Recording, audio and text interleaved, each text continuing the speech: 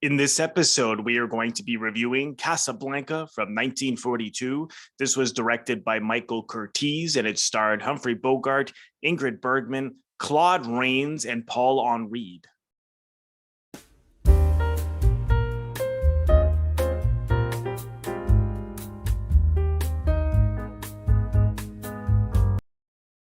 Welcome to Robert Bellissimo at the Movies. This is a video YouTube podcast where we explore movies from all over the world and talk about how those stories were told on film, as well as guests, industry professionals that I interview who work in film, television, and theater. And I want to welcome back Joanne Stephen, who is a Canadian-based actor. She's been on the show before when we talked about Visconti's Senso just before New Year. So Joanne, welcome back. Thanks for doing this. Oh, thanks for having me back, Robert. My pleasure. So, I'm curious your history with this film. When did you first see it? Well, I first saw this film probably around 1970, Okay. 71. Okay. And at that time, there was kind of I mean, every age has its kind of nostalgic window. And I think in the like late 60s, early 70s, there was nostalgia for the 30s and the 40s. Mm. Just like now, I think people are having nostalgia for the 90s. It's like a Yeah. 30-year window. Yeah. No, I think that's true often. Yeah, and I think there were a bunch of films around that time that were based in that era. So there was a lot of interest in films that originated from the 30s and the 40s. Um, and I also at that time was interested in film history. I had various books on it and stuff. But anyway, okay, full disclosure here. I had this crush on a boy that I was in high school with, and we were friends. But we went to see a showing of Casablanca together. And we were both kind of enthralled with this movie, and we would quote lines from it to each other. And so my memories of this film is partly related to this adolescent crush, Oh, that's which interesting. went nowhere, I must say. Yeah, just And and they're still married, folks. No. and but yeah, I have a lot of very fond memories of just the romanticism of Mm. the film. Now, Hmm. fast forward to now, I confess I haven't rewatched it since probably the late 70s. Oh, wow. Okay. So I was actually really interested to rewatch it, and I actually watched it twice because there's so much going on in it. Yeah, Um, it's a heavy plot. it is very heavy, and there's a lot of themes in it that actually are very, very current to today. Yeah. Um, so yeah, I found it a really fascinating film. At first, it seems superficial, but when you sort of look at it a bit more deeply, there, like I said, there's a lot of themes that resonate with today that are extremely current. Yeah, no, I totally agree. What were some of those themes that popped out to you that you felt were relate to now? Well, I guess, I mean, number one, just the issue of refugees Mm. seeking to move. I think many of us are aware in Canada. I mean, the immigration system is experiencing a lot of challenges, and Yeah. so many people want to come here, need to come here. And there's a backlog of applications, and I think because we are now thinking globally, we're more aware in general of just the globalization of refugees moving around the planet. So this film is a little bit of a microcosm of that issue of Yeah. people fleeing war, people seeking safety and security.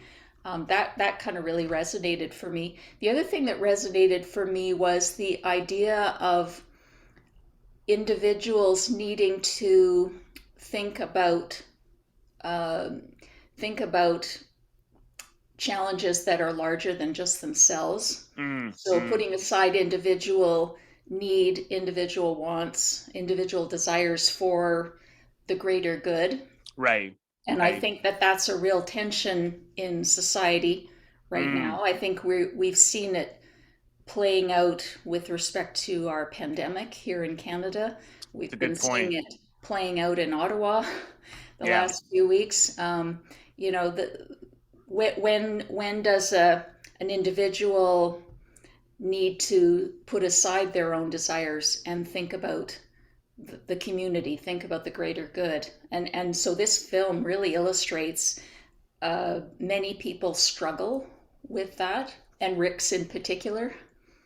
Yeah, I mean, I think it's much more about exactly what you just said. I mean, I think the romance in it is certainly like a part of it, Mhm. but I think it's much more about exactly what you said, that he, Rick puts aside his needs for the greater good, which of course at this time was to win the war, and Mhm. as I'm sure you know, Warner Brothers produced this. They started to make these patriotic films to I get Americans interested in World War II, and that we have to go over there and fight um, and help win this war. Also, because at that this was made right after Pearl Harbor, so the attack there. okay. So I'm sure that Yes. had a lot to do with it. And I imagine a lot of people in America were sort of like Rick in that sense of like, at first in the film, he's so um, apathetic towards the war Hmm. and like neutral and indifferent, and he doesn't really care. And just like you said, I mean, that's true. I mean, people are always like that unless the problem is literally on your doorstep. Mm. Generally speaking, people can read about it, but it doesn't necessarily hit them or emotion. I'm not talking about everybody, of course. I mean, obviously, people get involved in political activism and stuff like that, but generally speaking, they people are not as affected unless it's directly affecting them. So I thought that was interesting because I think Rick sort of was the Mm. symbol of probably what a lot of people were kind of experiencing, like, well, whatever, this is in Europe, it has nothing to do with me, until Mhm. of course until of course they got hit, and then they're like, hang on a second. um Yes. so there was a great need for this, and to make these propaganda films and patriotic films at that time. I had it's when I first saw this when I was 17, and I was too young at that time to really care for it. And I remember thinking, why is this considered like such a great film? It's often like top 10 greatest films ever Mhm. made, or at least in the top 100 on side. I believe on Sight and Sound it's 82. Um, so I always wondered what was the big deal, and I didn't see it for another 10 years, and then I saw it in a movie theater, and it really grabbed me, and I thought, wow, this is like an exceptional. It's really an exceptional film, Mhm. and it just really stayed with me for all the same reasons that you mentioned. I felt the exact same way, but then watching it again the other night, I certainly liked it. I can certainly, appreciate that it's a really, really good movie. But it has its share of maybe I shouldn't say problems, but it has its share of sort of, it's very simplistic and it's very idealistic as well. Um, Yes. and I thought, why is this still so talked about? Um, because really, I think there are far better films that don't are not even anywhere near the top 100 often by critics. And also what we saw later in the 70s and in the 60s and even somewhat in the 50s, when like more in like Europe, like the European art house filmmakers, when they were making movies about the war, they weren't so cut and dry. I mean, the war really was so much more of the World War II was so much more of a shades of gray period where people Mhm. did whatever they had to do to survive. So there wasn't any like clear cut heroes. Whereas here they're basically saying, the French resistance fighter played by Paul Henreid, like he's Henreid. totally cut and dry. Um, even when he finds out that Elsa, Ingrid Bergman, his wife, had been having an affair when he was in a concentration camp. he's so understanding, he's so like, that's okay, I understand. So Um, stoic. yeah, like he's a pure, clear protagonist, and then the Yeah. Nazis are the clear antagonists. Yeah. And what's interesting with Claude Rains's character as Louis Renault, um, and this I didn't know as much about the Vichy government, and I forgot that he was like with the French there, and he's a member. He works for the Vichy government, and I'm actually reading a book now on the art house cinema and how they depicted World War II. And Mm. I wasn't aware that the Vichy government, like how much they collaborated with the Nazis in France, and they had like their own separate anti-Semitic laws, and that that were not just what the Nazis told them to do. Like they really collaborated with the Nazis. Mhm. And we see that with Louis. Like he is working with the Nazis at first. He's a pure opportunist. Yes. He doesn't really care to help anyone there, and he's just doing his job. Like he's just trying to survive. But of course, Mhm. he also at the end, and I never picked up on it before, is when he then changes and helps Rick get in order to have Laszlo and his wife Ilsa get on the plane and go to America. He turns on the Nazis, and I don't know if you caught this, but he was drinking a bottle that said Vichy on it. He Yes, and threw he it in the throws it. garbage. I Yeah. never I never picked up on that. So I think for a younger audience now, you kind of have to know all of the details of like who the Vichy Mm. government was, um then to understand the Louis character. I mean, did Yeah. did any of that pop out to you, just noticing those things about how people were sort of incredibly simplistic in this? Well, yes, I think you could probably do a whole separate video on, and I wouldn't be qualified to speak on this whatsoever, but just even the setting of it in, this exotic kind Yeah. of setting, and how, all the people in the film who actually lived there. No, I mean, nobody had any speaking parts. Sam, the piano player, doesn't even get a last name Oh, in right, this. Sam. Like he's Yeah. just called Sam. I mean, like they're yeah, all of the I mean, there was just so much that was jarring for a 21st century viewer in 2020. That Hmm. all of the characters of color were just so marginalized or exoticized. Yeah. um that, I mean, that is very troubling. And then, but particularly around Inspector Renault's character, yeah, he's a guy without any real scruples, Right. except right at the end. On my second rewatching, it was very subtle, but right at the end, as he and Rick walk off, I almost got the impression that Renault was going to basically ditch his inspector job and join Rick in Yeah. leaving Casablanca, and I Well, hadn't because they're caught talking that. about like a trip or something. I think it was like either they were. I think they were kind of saying they were going to leave. Yeah, and they were Um, going to go to another French outpost in Brazzaville, yeah. which was also in Morocco, I think. But yeah, so I hadn't caught that one before. That Yeah. Neither had I. Yeah. it was Not very, very I hadn't subtle. either. Like I remember, of course, the famous line, like "This is the beginning of a great friendship, Louis." Yes. But I forgot that what he had said in terms of, yes, we're Hmm. gonna go away, and and as I said, the things about the Vichy government never popped out to me. And what's interesting about this film is that it's often considered such a romantic film, but I find the romantic aspect of the film really, really lame. Like that, I couldn't see why they were so in love, because in the montage in the past when they're in Paris together, they're like, I don't want to know anything about you. Less questions.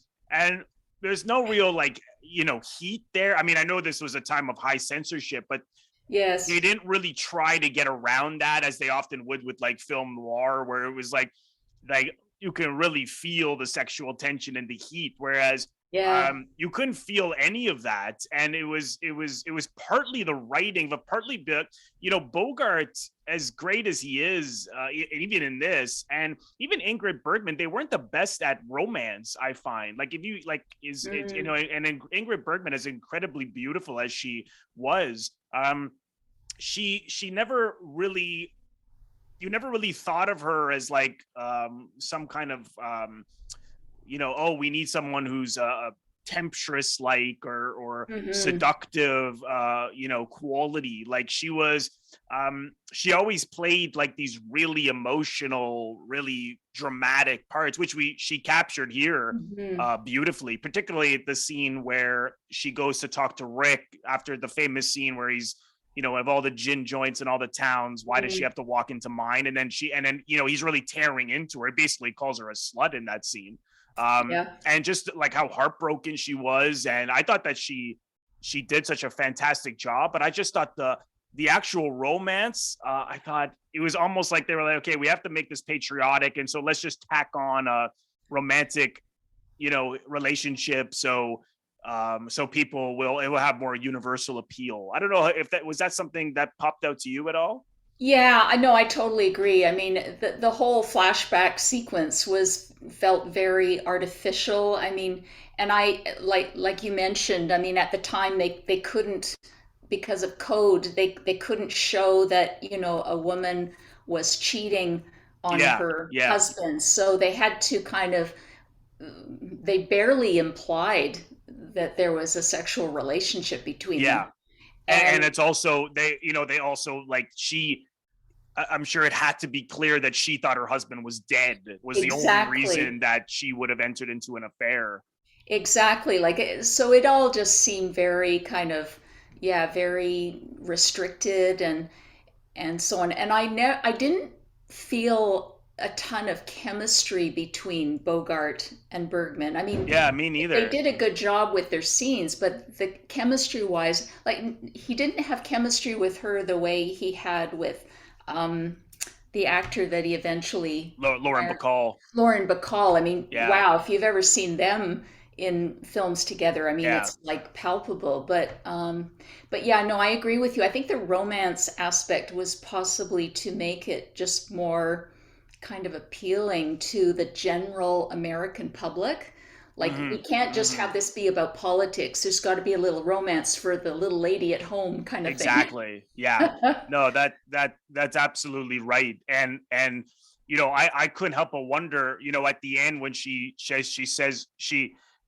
first says, she goes to Rick, I need those visa papers, and puts a gun at him, and then she switches, and she feels that she actually loves Rick more than her husband. And I thought I would have liked, Laszlo was much more of an attractive, suave guy to me. I thought I don't know. It's just I could never quite buy Bogart as a romantic person. I mean, I think he was quite good, but um, I mean, perhaps he fell for. Perhaps she fell for the fact that he was someone who was very capable and sprung into action and was cool and Mhm. tough. But Well, yeah, but he's got, sorry. sorry, I was just going to say, I mean, I could see why someone would fall for him, but her husband was so much better to me. I mean, he was such a, like, he had those same qualities, and his qualities were even more powerful than Rick's. I mean, here's a guy who was like in concentration camps, and like he was never indifferent to the war like Rick was. I mean, he Mhm. was portrayed as much more understanding and compassionate and flawless, whereas Rick is like tearing into her and like is cruel towards her. And I just thought, why would you love this guy? I mean, love is a mystery, I suppose. But I think you may be onto something here, that one of the reasons for Bogart's appeal, I think, as a leading man, is he's got quite an anti-hero kind of Yeah, quality. Like, he's not conventionally handsome, but he's right. attractive. Yeah, He's yeah, he's he's got a very distinctive voice and a way of speaking, and he often was playing kind of rough characters who are yeah. not super polished. And I wonder, I mean, I think I can actually see why Ilsa falls for him Oh yeah, yeah, because he's got that bad. He's a bad boy. yeah. He's a bit of a bad boy. He's got this amoral guy who has had a reckless life, so I can kind of see that. Yeah, that's true. Whereas Laszlo, I mean, for a guy who's been in a concentration camp, he always looks so spick and span, and I'm Yeah. thinking, like, doesn't he have PTSD or something? Yeah. Well, again, that's how it was so like, and I love idealistic films like Frank Capra's films, and John Cassavetes, one of my favorite filmmakers. His endings were always very idealistic, but the story often was very rough leading up to that, whereas this Right. was so, it was so simple, and everyone was so sort of two-dimensional. I mean, the only one that you saw different sides of was Rick, because first he was indifferent, Yes. then he like really was cruel towards Ilsa.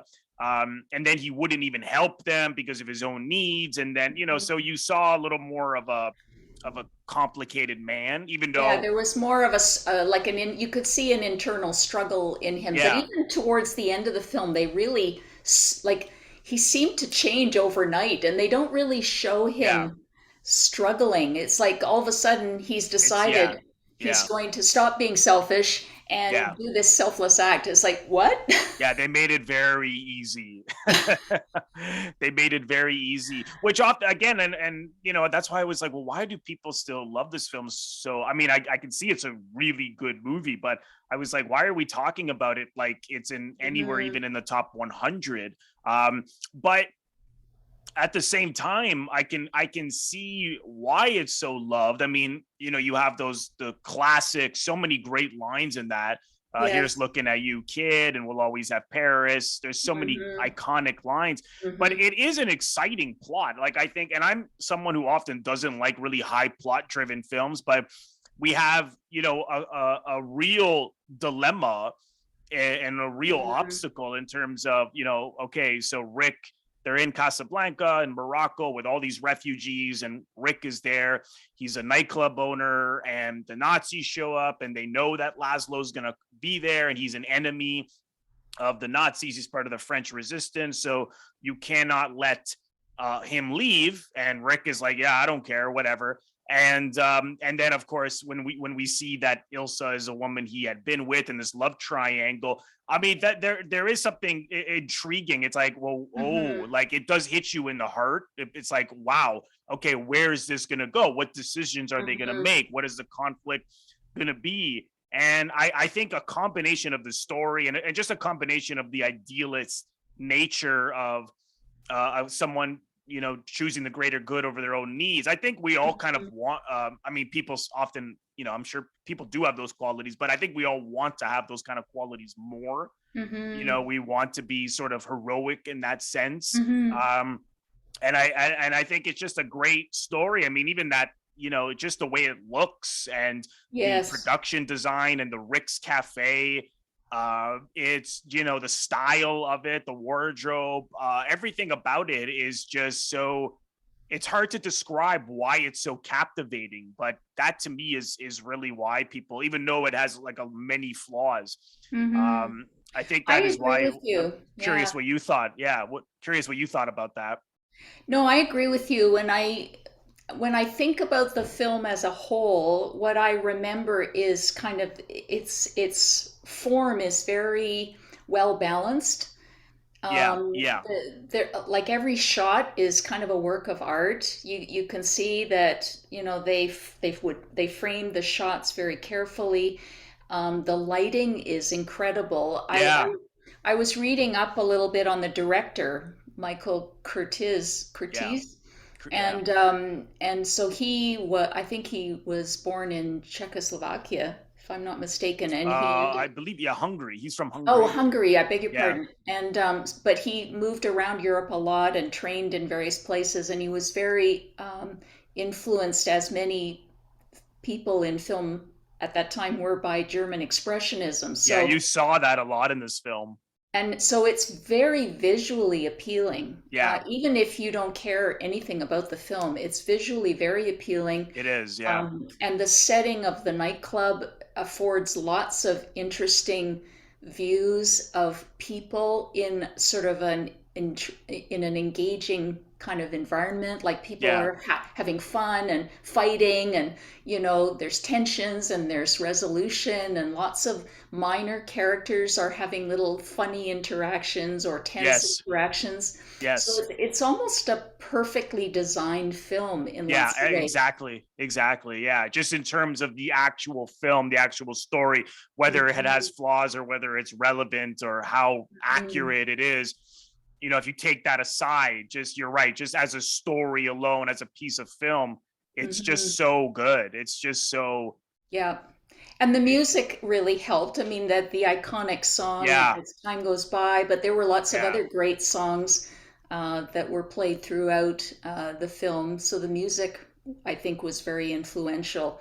yeah, yeah. Um, It's got a great score, and I always every time when they play, I believe it's called La Marseille. I can't even say La this. La Mars. Marseillaise. Yeah, Marseillaise, the Hmm. song when the Nazi song was on Yes. first, and then Laszlo's like, "Hey, switch to Les Marseillais," and that's such an emotional scene. It always, puts a tear in my eye. Just especially that one, the young woman who starts to sing first and says "Viva la France." I mean, it's such a patriotic.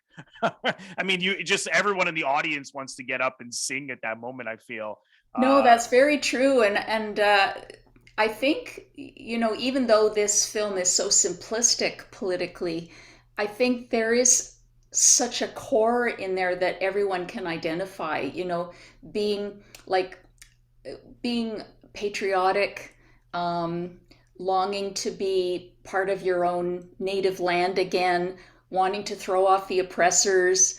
Doesn't matter what your political affiliation is. I think yeah, we can, those are all very kind of core experiences that we all have, and right. that aren't, that go beyond kind of thinking or reason. It's just very emotional, because I too, I've watched that scene a couple of times, and every time I get a tear in my eye, Yeah, and yeah. it's It's like, so great. why am I crying at this? I know I'm being manipulated, but it just gets at something that's kind of very human.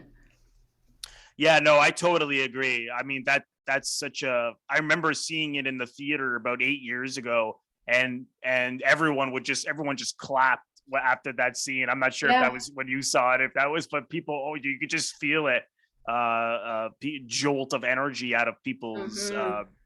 what they were experiencing. Hmm. Because you mentioned some of the humor, and that is one thing that I'm not sure as if people talked about as much, but it has a lot of great humor, particularly Yes. particularly Louis. I mean, Claude Rains was, he's such a great actor, and he was often so funny. I mean, the one scene when they're gonna shut down Rick's at a certain point, and Rick asks him, "Why are you shutting me down?" And he just like, "I'm shocked that gambling is going on here." And then the guy comes over, "Here's your winnings, sir. Thank you very much." Like he doesn't even skip a beat. It's brilliant, and I just love he played it so perfectly. Like he clearly was just making that up. Like he didn't even try to convince Rick. Like he just said it. Like he was clearly like lying, right? But that was obviously what how Reigns wanted to do it. But Yes. that was so funny. And even one thing I remember when I saw it in the theater that everyone laughed is when Sam is playing as time goes by and Rick comes over and says, "Hey, I thought I told you to never play that song." And then he looks at Ilsa. Hmm. And then as soon as they cut to a wider shot, you see Sam right away just pushing the piano. He's like, "I'm out of Oh, here." And yeah. when I saw them in the theater, people were dying of laughter. And I was like, "Yeah, it is funny." He's you like, know, I'm out of here, man. yeah. Yeah. That was so great. I don't know if you found yourself laughing during this at all. Oh, totally. Well, right at the beginning, where Renault is saying they're in Rick's and they're talking, and people are drinking so much during this show. I think they're having one of their 5 million drinks together, and Renault says, Rick, I've always wondered, what about your past and why you ended up here, and maybe I like to think that you killed a man, but maybe that's just the romantic in me. And Yeah. and then, how did you end up in Casablanca? And Rick says, well, I came here for my health. It was for the Yeah. waters. And Renault says, well, we're in a desert, and Rick says, well, I was misinformed. Yeah, that was great. That was another scene when I saw it in the theater. People always cracked up. And I don't think people think about the humor in this, but there's a lot of Yeah. great humor. And as much as Bogart often played like a similar type, um, Hmm. he did it so well in terms of like, he's in the cynical nature, an indifferent Yes. person, tough guy, but always with that like underlying sense of humor. Yes. And you Hmm. saw that in so many of his films. I Hmm. don't know if have you ever seen In a Lonely Place? No, I don't think so. That's I've a seen that a few of his, but not that one. it's that's actually more of a noir with him and Gloria Graham, Oh. and Hmm. he's very much like Rick, but a much darker. It's almost like what Rick would have been if he had stayed at Casablanca for another 10 years. Oh, Like wow. it's a much darker. It's actually his best performance, but he always had, even in that film, is that underlying like sarcastic Mm. sense of humor. And as much as he played a similar types, and I kind of hate when people say, oh well, that actor is always the same, or that actor's, and I'm like, yeah, but you don't understand how hard it is to to just do very little and for it to be so powerful.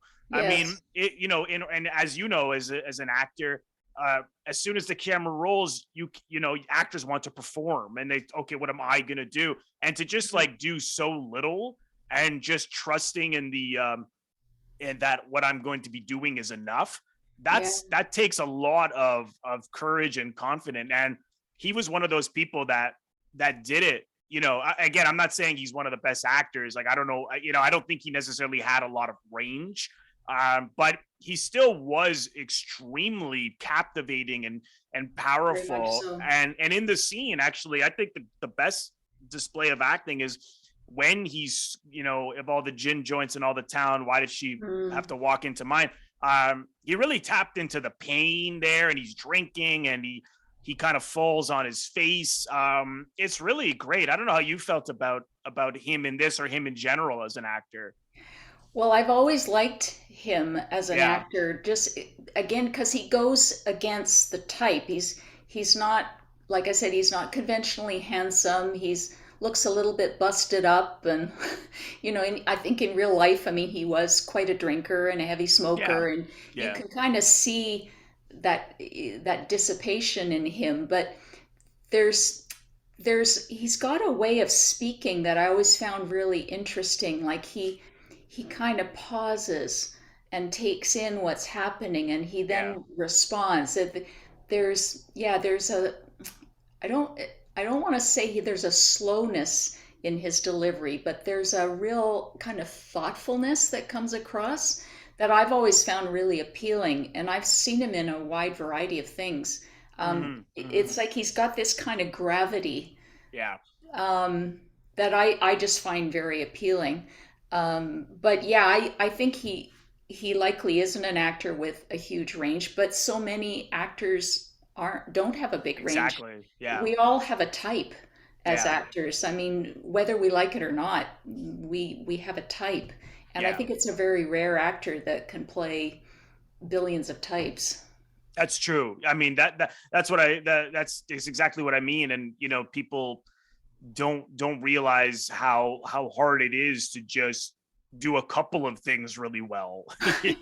I Oh mean, my God, obviously, yeah. yeah, obviously it's what's ideal is the people who are so versatile, like your Meryl Streeps and Viola Davis and Robert De Yeah. Niro and Brando. But that those are like the masters, like but I just hate that when someone like Bogart, it's kind of like, oh well, they're just the same. It's like, yeah, but that's, you should never sort of make that seem like it's not a big deal, because I remember Robert Duvall, who's another really versatile actor, and he said occasionally people would say to him, why are you always the same? And he said, you try it, just getting to like do nothing on camera, and for it to be like so powerful, like real and organic, that is Hmm. not easy. Mhm. Yeah, no, I think in Casablanca he actually does a really good job. Like I agree. I Yeah. think his range is wider than it maybe is in some other films. Yeah, because like when he was always like a gangster in the 30s, with the exception of a Mhm. few films like Black Legion, which is an interesting movie. I mean, to me, he was always like good in those parts, but he was less. It was less interesting until like the 40s when he became a bigger star, and they started to make him actually more of the protagonist with an edge. I think he Yes. was much better um suited to that because he has a sort of noble quality. Like I always kind of, when I see him in the third, I'm never as interested in him as in like Angels with Dirty Faces, or Hmm. when he was just a pure gangster, Petrified Forest. Those, I mean, again, I like it, but I just thought he was spectacular in these kind of men. No, I agree. Yeah. I guess I've always thought it's really nice to see actors who go a little bit against the grain. So not just pretty, not just, handsome, but having something more distinctive about them. And Bogart has always had that like this, he's got like a bit of a speech impediment. He's Yeah. sort of got a bit of a lisp. I think he had an injury to his mouth at some point, and so that affected his speech. Like that to me makes him just more interesting. Yeah. Yeah, no, I totally agree. The one thing apparently that they had to cut out was that there was stronger implications that Louis, played by Claude Rains, was giving people visas to leave, but in exchange for sex with a lot of the Yes. women, and so they had to really cut that down. And the only time it's suggested is, for me, I don't know how you felt, was when that woman from Bulgaria was talking to Mm-hmm. Bogart, and she said, "Oh, Mm-hmm. Mr. Reynolds said that, that I could check with you to see if he was trustworthy." And then she starts to talk about, "Oh, would you forgive a woman you love for doing things that is not right in order for?" And I thought, what is she getting at? And that's when I thought, okay, that must have been the suggestion that Louis was saying, sleep with me and I'll give you the leaving papers. I don't know. Did that pop out to you at all? Well, the way that actor was speaking, it was so heavily, her language was so heavily couched. I actually didn't quite get what she was referring to. And then after my first rewatch, I was reading, up on the synopsis of the film. And then in the synopsis, they mentioned that, Renault tended to sexually exploit women Yeah. uh, Yeah. to get them visas. And I'm thinking, oh, okay, that's what she was talking about. Yeah. So then when Yeah. I did the second rewatch, I could hear what she was saying more. But boy, did they ever couch her terms. Like it was very It's vague. very vague. Although I did catch in a couple of other scenes, Renault makes a sly reference to, oh, like, or his assistant says, oh, somebody's waiting to see you about a visa. And he kind of leers a bit and says, oh, show her in. And then Oh, that's interesting. I didn't even pick up on that. towards the end of the film, when it's after Rick helps the Bulgarian couple get the money together, and I think Renault says something to Rick like, "Oh, I'm going to show up tomorrow night with a gorgeous blonde, and I hope." You're not going to do the same favor or something like that. Oh, wow. I didn't He That's made, interesting. I didn't even yeah, pick up he on made that. some reference again to some woman that he was going to be exploiting. That's so So, interesting. I yeah, never that's another great thing. Even as simplistic as this film is, there is a lot that you owe, because, as you know, got a thick plot, tons of characters, the humor. There's yes. so much that you can always like keep picking up on. Oh, for Um, sure. One thing in that same scene with the young woman from Bulgaria is that when she's saying that to him, "Oh, would you forgive a woman you loved if she, did something?" You start to see that was when Rick starts to sort of change and he helps them. And I think it was Yes. also because again, at that time, I think the implication was, yes, if a woman, if a woman, if I knew a woman had been with another man, I would still love her. I think that was what he was learning then, that he was like he could still love her even though she'd been with another man. I think that's why he has, because I kept thinking, I watched that scene like three times. I'm like, why does he suddenly have this realization on his face? Mm. I don't know if that popped out to you at all. Well, yeah, that during my viewings, I was thinking he's thinking about Ilsa and this complicated set of feelings he has for her.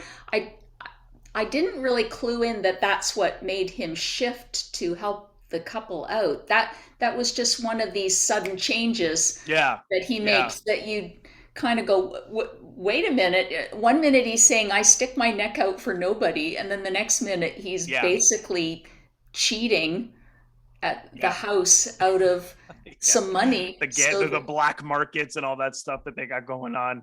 it's like, Um, what?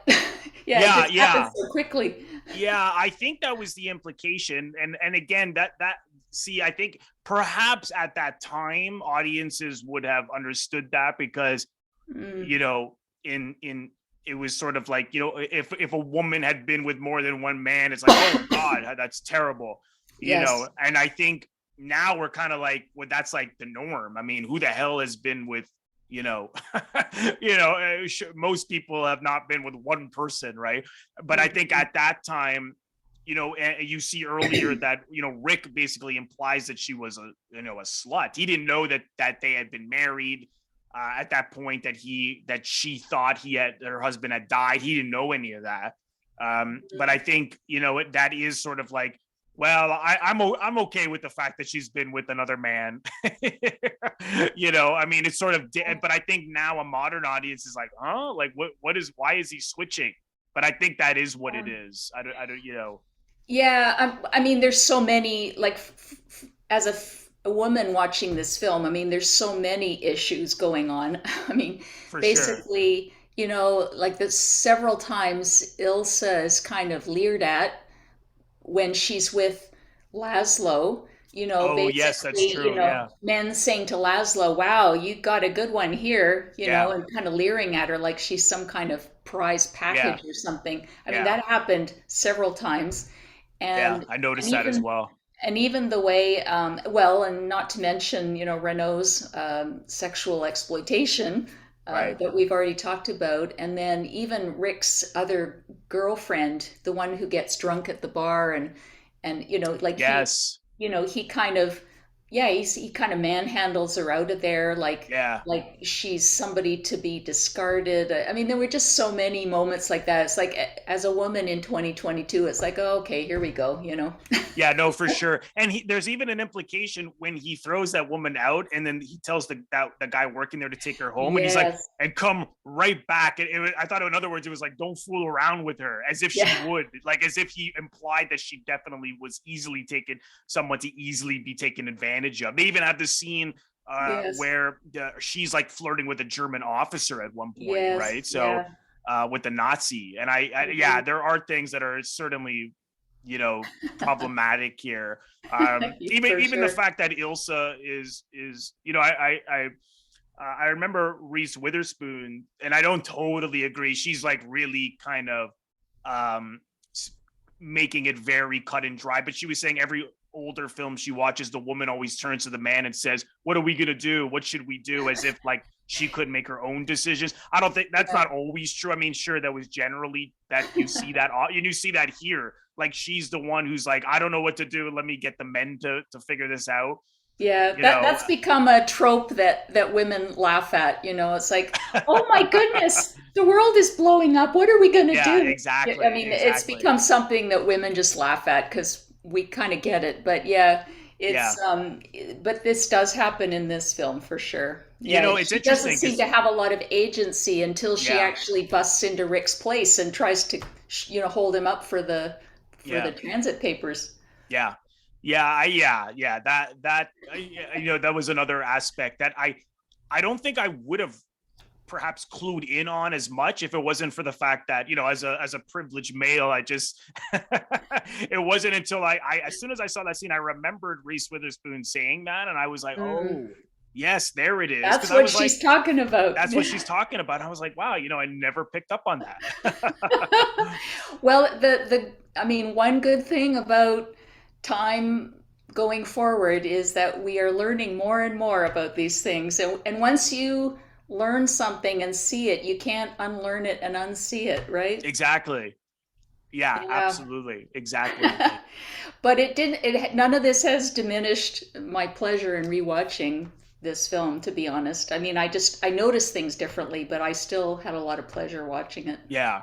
Yeah, no, for sure. Because for all the reasons we said, Yeah. it's hard to hate it. It's I was reading sorry, go in one ahead. of the reviews I was reading of Casablanca, they said that it was like we talked earlier about it being very balanced film in terms of the form, but people have often it seems people often think of it as a well balanced film in terms of genre. Like it's a romance, it's a thriller, it's a noir, it's a political Yeah, drama. Like it's got all of these elements that's that are true. sort of almost equally balanced. That's And true. I thought that was Yeah. interesting. I never thought of that. I never thought of that. I know this kind of pops up on a lot of noir or not lists often, and Yeah. because people love to debate like what's a noir and what's not. I mean, I wouldn't say that this is a noir, but I agree that it certainly has qualities that in the Hmm. photography, anyways, Yeah. that I don't are certainly noirish. I'm not sure Ilse Lund is enough of a femme fatale. Not She's at all. too wholesome Yeah, very and wholesome. sweet. Yeah.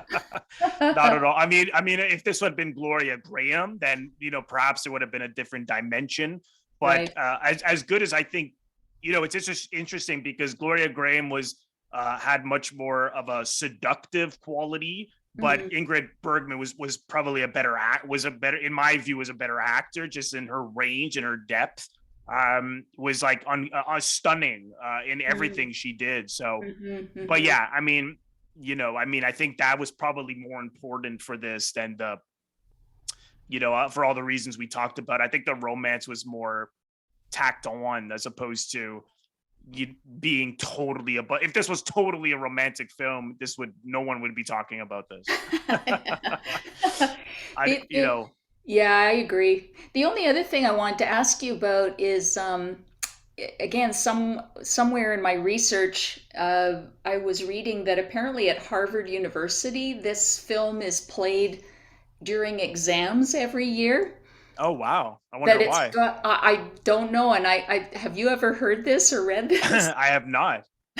I have what is it, maybe it's like, all right guys, get up there and do that exam like some kind of Maybe, patriotic greater good. I don't know. That's maybe, interesting. or maybe it's like a drinking game where every time that one of the Yeah. iconic lines pops up, everyone has to chug a beer down or something. Yeah, maybe. It must have some kind of like old tradition.